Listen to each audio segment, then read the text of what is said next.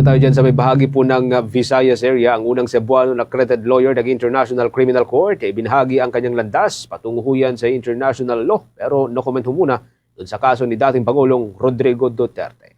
May update po dyan ng Bombo Radio Cebu.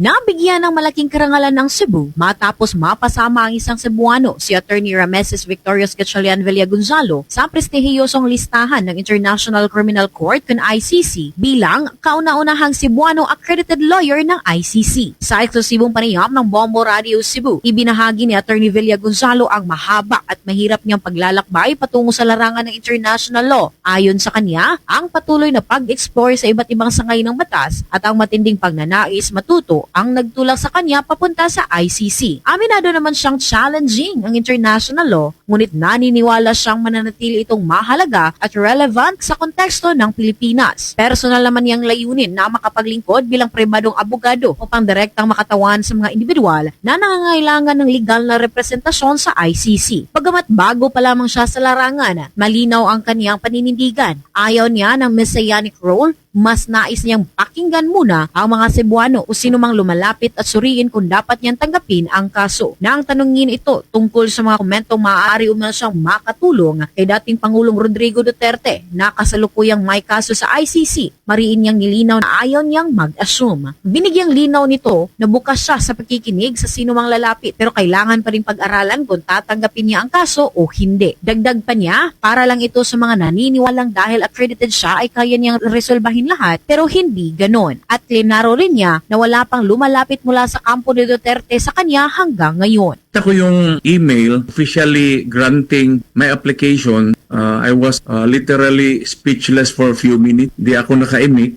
Na initially na-shock ako pero tuwang-tuwa ako, and then thankful din ako kay Lord. Sa kanilang feelings nila yan, sir, but I don't want to assume a messianic role. Basta ang sa akin, I will be open. Mula rito sa lungsod at lalawigan ng Cebu, this is Bombo Irene Ardiente, and this is Bombo Radio Philippines, the #1 and most trusted source of news and information.